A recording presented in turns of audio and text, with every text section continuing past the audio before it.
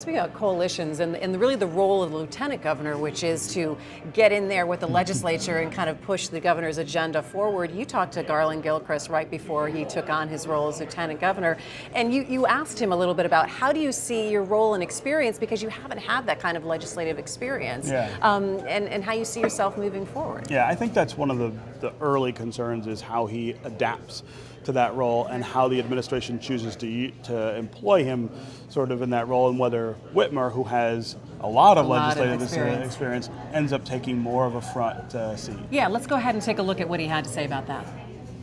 I've had the honor of being able to spend time with my immediate three predecessors, actually. Lieutenant Governor Brian Cowley has been just a tremendous example of what the transfer of power should look like in the United States, and it's been really, really great to benefit from his generosity and his time.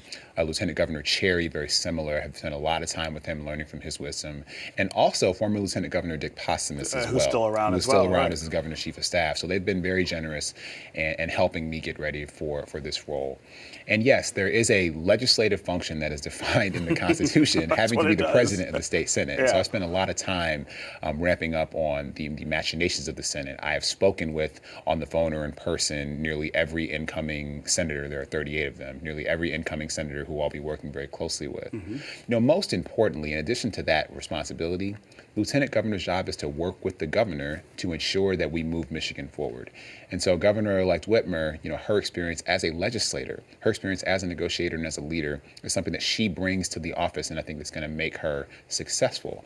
My experience complements that very well. And so we're going to work together to utilize both of our assets and both of our strengths, whether it's to push forward our legislative agenda or to push forward our agenda beyond the legislature to ensure that people in Michigan understand that their leadership is listening to them, will respond to them, will respect them, and that we're going to move the state forward. So give me some idea of the things that you and Governor-elect Whitmer are talking about in terms of what that agenda will look like after January 1st. Yeah, so first it starts with what I talked about in terms of making state government better at listening, better at respecting and responding to people. We think the relationship needs to be reset for a number of people. There are communities in the state like Flint, where the state government, they feel like it has turned its back on them or had failed them in some way. And so our administration is going to make sure to have people feel that they're being listened to.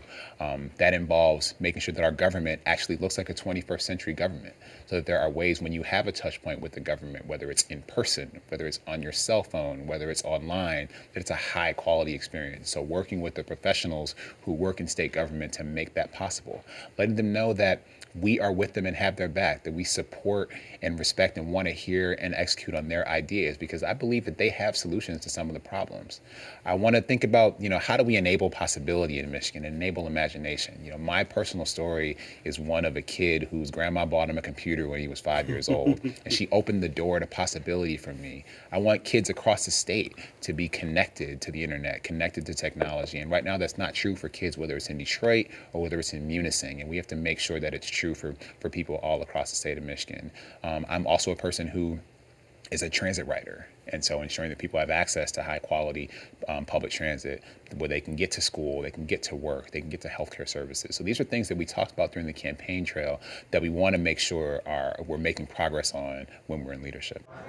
You know, it's going to be interesting to see what kind of role he plays, Nolan, because we've seen in the past, you know, that maybe Lieutenant Governor has had some calming effects, but not really the huge political role that we would usually see. Well, they can have, you know, but Rick Snyder used Cowley sometimes with the legislature, a lot with the legislature, but he also had Dick Postumus, a very experienced hand in there, working quietly, working behind the scenes, but getting a lot done in terms of a liaison between the governor and the legislature. Whitmer could also find an experienced hand to fill that role, because I don't think Garlin Gilchrist will be that effective with the legislature. What kind of role do you see him taking, and maybe making it different from other lieutenant governors we've seen before? Well, so I mean, his work so far has been really in the realm of voter access, improving voter access, making sure people's rights are respected in the voting process. I think we'll see him come up with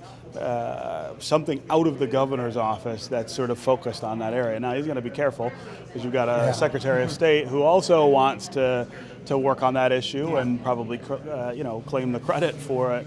But I think he will play to his strengths in that role, and they probably need to let him play to his strengths. This is somebody of extraordinary intelligence and real deep experience in those areas. I think you find a way to plug him in someplace that makes sense. Yeah, a lot of passion and energy too. All right, thanks guys. We're going to have to leave it there.